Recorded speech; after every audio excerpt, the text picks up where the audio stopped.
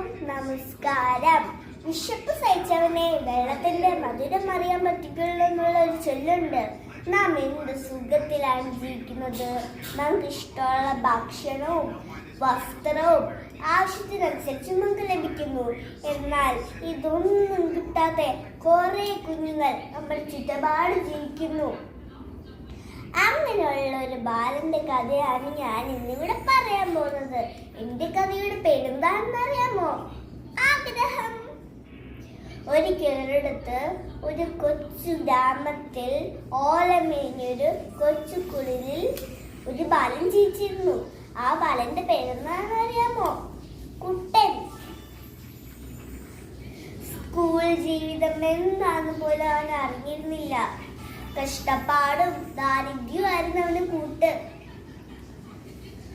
ഒരു നേരത്തെ ആഹാരത്തിന് പോലും അവൻ ബുദ്ധിമുട്ടിയിരുന്നു. എന്നാൽ അവന് പഠിക്കാനുള്ള ആഗ്രഹം വളരെ വലുതായിരുന്നു. അവന്റെ വിഷമം കണ്ട് തന്റെ അമ്മ അവനൊരു സർക്കാർ സ്കൂളിൽ ചേർത്തു. സ്കൂളിൽ ചെന്നപ്പോൾ എല്ലാവർക്കും പുതിയ ബാഗുകൾ, ചെരുപ്പുകൾ, ഇതൊക്കെ കണ്ട് കുട്ടൻ്റെ അമ്മയ്ക്ക് കുട്ടനെ നോക്കാനേ കഴിഞ്ഞില്ല.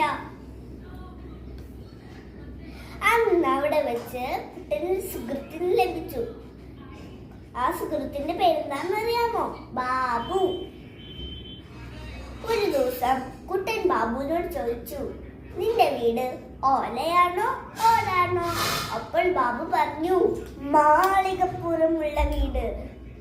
അപ്പോൾ കുട്ടൻ അനിശ്ചയത്തോടെ ചോദിച്ചു, മാളികപ്പുറമുള്ള വീടോ? അതെന്താ?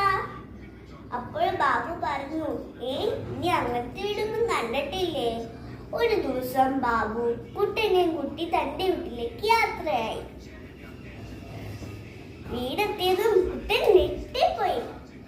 എന്നിട്ട് പറഞ്ഞു, ഇതെന്താ കൊട്ടാരം പോലെ ഉണ്ടല്ലോ. അങ്ങനെ അവർ വാതിൽ തുറന്നതും കുട്ടൻ പേടിച്ചു പോയി. നോക്കുമ്പോൾ അതുപോലെ വേറെ വീട്, അതിനകത്തൊരു വലിയ പട്ടിക്കുട്ടി. അതിന്റെ മുന്നിൽ എന്താണെന്ന് അറിയാമോ? ഒരു പാത്രം. ആ പാത്രം നിറയെ ഭക്ഷണം. കുട്ടന്റെ വായിൽ വെള്ളം വന്നു.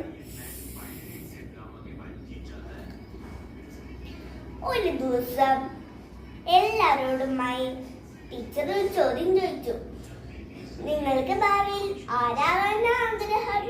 അപ്പോൾ കുട്ടൻ ഉറക്കെ പറഞ്ഞു, എനിക്ക് ബാബുവിന്റെ വീട്ടിലെ പട്ടിക്കുട്ടിയായാൽ മതി. ഇത് കേട്ടതും എല്ലാവരും ചിരിച്ചു. എന്നാൽ ചിരി അധികം നേരം ഉണ്ടായിരുന്നില്ല.